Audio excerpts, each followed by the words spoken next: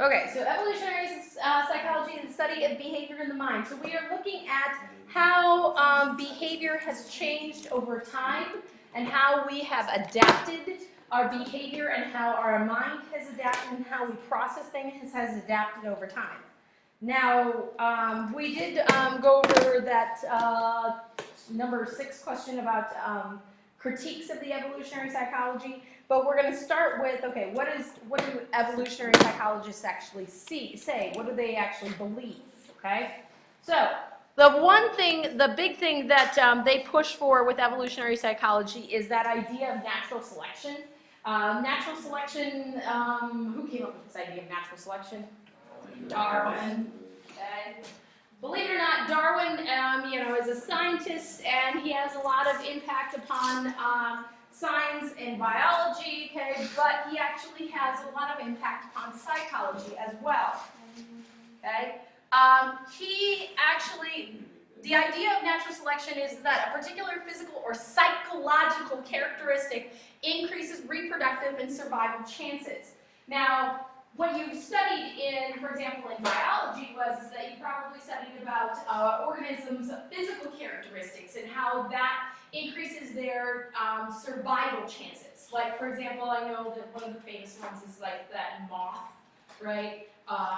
And the moth, that white moth versus a black moth, and how, the white moth got picked off more often from from birds and prey and things like that because it stuck out more, whereas the black moth went and blended in. And so after generations of these moths, which moths don't have very long lifespans, but it ended up that more black moths were out there than white moths, and it was that whole natural selection thing. Okay, but for psychology, okay, we're looking at psychological characteristics, and this module is focusing on the reproductive issues. So like I said before, when we were talking about that question for your homework, we're looking at what things do we look for in a mate, in an opposite sex, to basically increase the reproductive chances, okay? That's the idea of natural selection for evolutionary psychologists.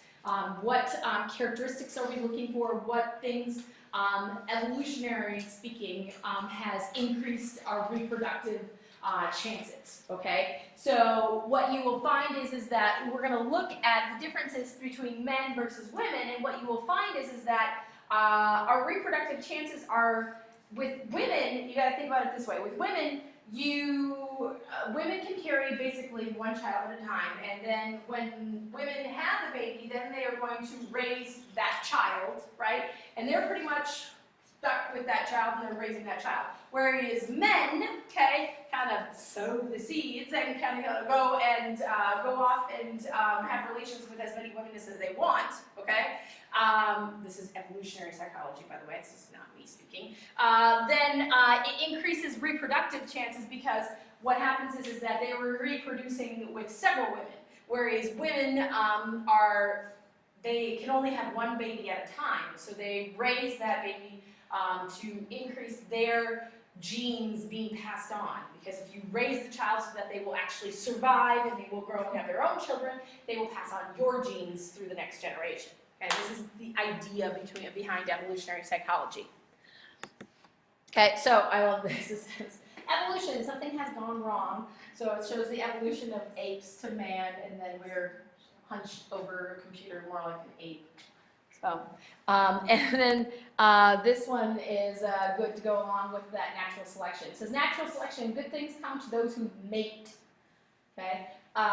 Again, natural selection for psychology, we're particularly looking at those reproductive chances and increasing reproductive chances, because if you increase your reproductive chances, and the whole premise of evolutionary psychology is looking at you being able to carry on your genes, okay? So what will increase those chances, okay? For women, it's, staying with that one child or those children that they have and being able to raise them.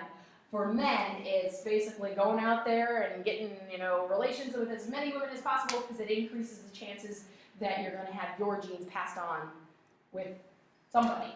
Okay? So that's the idea of evolutionary psychology and natural selection. All right, I think I'm going to stop here. And tomorrow, like I said, we're going to look at grandparents. And we'll talk about your grandparents and whether or not how your grandparents relate to you and what evolutionary psychologists say as far as they look at kind of the differences between your maternal grandparents and your paternal grandparents and each individual grandparent and what they say as to why one is going to be more emotionally connected to you rather than another. Okay, so we'll see whether or not you agree based on your experience with what evolutionary psychologists say. Okay. Yes, we do have homework. You have starting module 12. I can look that back up.